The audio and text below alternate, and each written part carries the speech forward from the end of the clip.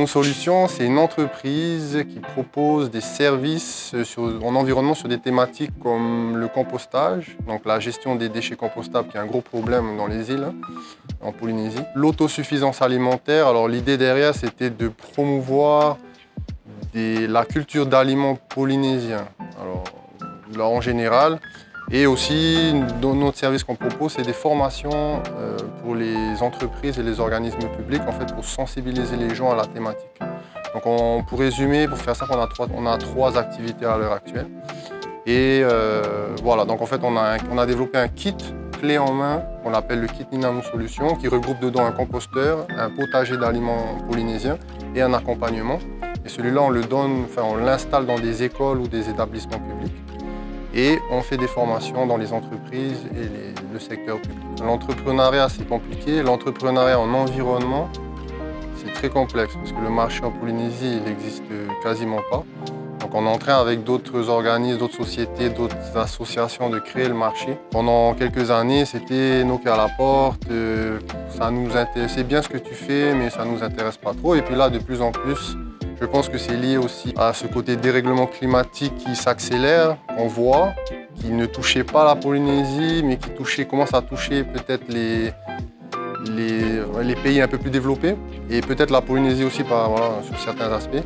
Donc là, les gens commencent à se réveiller. Donc c'est top, c'est une belle consécration, ça fait plaisir.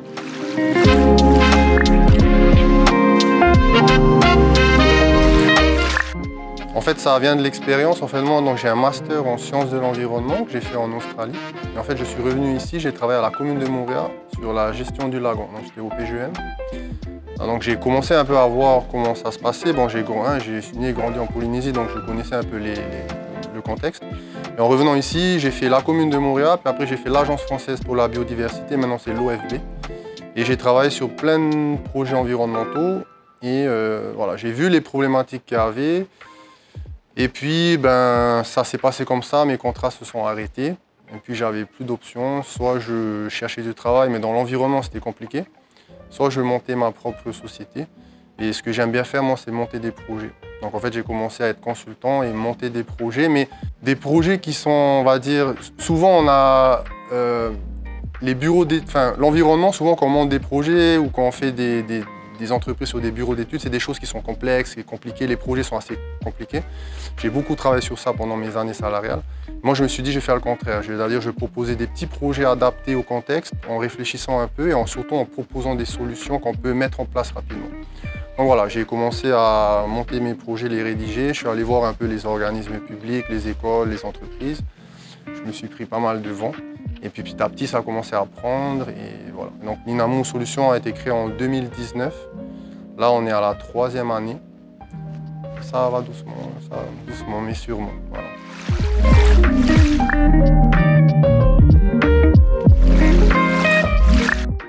C'est ça, mais alors attention, parce que gagner des prix, voilà, attention à gagner des prix, c'est gagner des prix, mais ça ne veut rien dire. En fait, pour une entreprise, il faut être économiquement viable.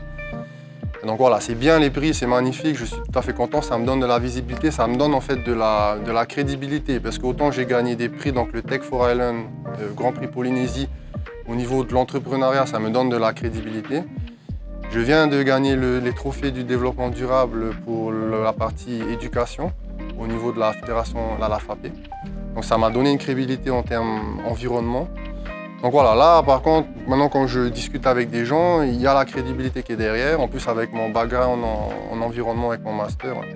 Mais voilà, une entreprise, c'est pas que des prix, c'est pas que des choses, c'est pas que d'être dans les médias, c'est sur le terrain, il faut gagner de l'argent parce que l'environnement, c'est gagner aussi de l'argent, ça n'en vit pas. J'ai bien aimé ce qu'elle a dit tout à l'heure, c'était save the environment, but make profits. Donc en fait, moi, mon objectif, c'est de montrer aux gens qu'on peut gagner de l'argent tout en faisant des choses dans l'environnement et que c'est pas que associatif l'environnement. Et que pendant longtemps, quand quand j'ai commencé à l'école, c'était quand tu travailles dans l'environnement, c'est biologiste marin. Il n'y a pas trop de débouchés, tu vas travailler sur les éponges quelque part, sur le récif et tout, ça ne m'intéressait pas trop. Et souvent, toi, il faut travailler dans la banque, voilà. Moi, c'est cette génération-là où il fallait être salarié, etc. Donc là, moi, j'essaye, on est des précurseurs, il n'y a pas que moi, pour montrer aux jeunes que peut-être dans quelques années, en fait, on pourra bien gagner sa vie en étant entrepreneur en environnement.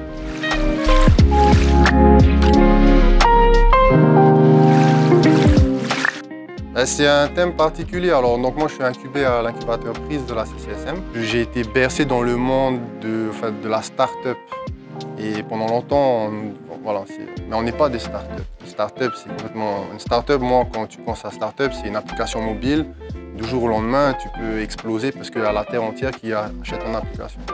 Non, c'est pas une start-up. Entreprise innovante, moi, c'est un mélange, je pense. Enfin, ça dépend quelle thématique. Sur l'environnement, en tout cas, moi, c'est une entreprise innovante, mais qui est assez low-tech. Parce que innovante, en Polynésie, on a tendance à dire c'est numérique, numérique, numérique, numérique. Et bon, Tuamotu, ils n'ont pas forcément la fibre ou quoi encore, et donc ça sert à rien de faire du numérique là-bas. Donc moi, pour moi, une entreprise innovante en Polynésie, c'est un mix des deux. C'est un mélange avec du côté communautaire en Polynésie, c'est un mélange avec du côté environnemental, peu de matériel parce qu'il faut s'adapter à ça, et ben, un peu de numérique également, pourquoi pas, mais adapté à la Polynésie. Et pendant longtemps, on pensait que innovant, c'était high-tech, high-tech, high-tech, donc technologie avancée. Moi, je pense que c'est un mélange des deux. Et moi, je tends plus vers des projets où c'est l'humain. Je pense que ça pourra moins vite décoller, parce que l'humain, c'est compliqué. Une application mobile, tu peux la vendre à tout. L'humain, il faut. Hein. Mais je pense que voilà, en Polynésie, l'innovation, c'est ça. Low-tech, un mélange de high-tech et de low-tech.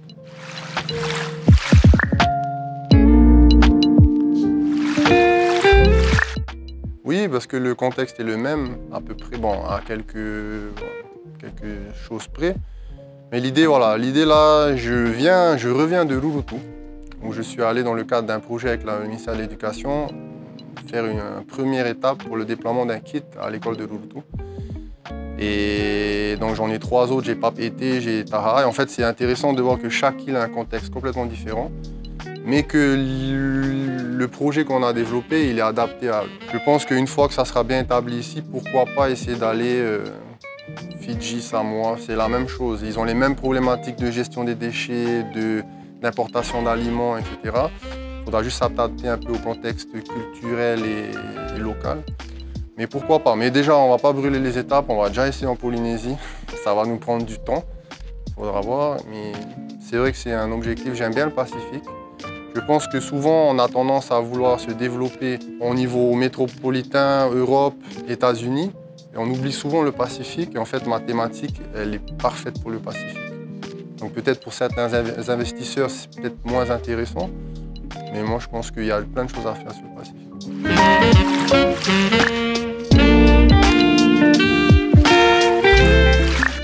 Ben, je le dis souvent dans les interventions que je fais en entreprise. Souvent, l'environnement en Polynésien, les Polynésiens sont conscients, mais ils ne sont pas actifs encore. C'est parce qu'ils ont un manque de connaissances sur le sujet. Je pense aussi qu'ils ont une préoccupation qui est lointaine. En Polynésie, on a l'eau potable, on a à manger, on a la clim, on a très peu de cyclones depuis un sacré moment. Donc on est bien, on a cette côté importation qui nous envoie. Donc on a tout ce cadre-là qui fait qu'on est tranquille et que les gens sont... Voilà. Et quand j'interviens dans les entreprises ou dans les organismes, je me rends compte que finalement, les gens connaissent des choses, mais pas assez. Donc en fait, c'est pour ça que j'ai essayé d'axer une partie de mes activités là-dessus, c'est essayer d'apporter des connaissances aux gens. Une fois que tu prends conscience de ces choses-là, c'est peut-être plus facile d'agir. Après, voilà, c'est des changements de comportement et c'est pour ça que j'ai axé encore plus sur les enfants. On va dire les adultes, changer des habitudes d'un adulte, c'est très compliqué.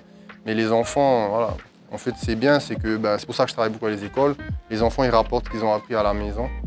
Et je pense que c'est ça le futur. Et donc, quand tu vois les enfants dans les écoles, ça redonne chaud au cœur parce qu'ils sont, voilà, c'est eux qui grondent les parents, ils savent très bien trier, ils savent très bien composter, etc. Il y a du travail en Polynésie là-dessus, mais je pense qu'il y a des gens comme nous qui essayent de le faire. Pas que nous, il y a plein d'associations, il y a plein d'organismes aussi.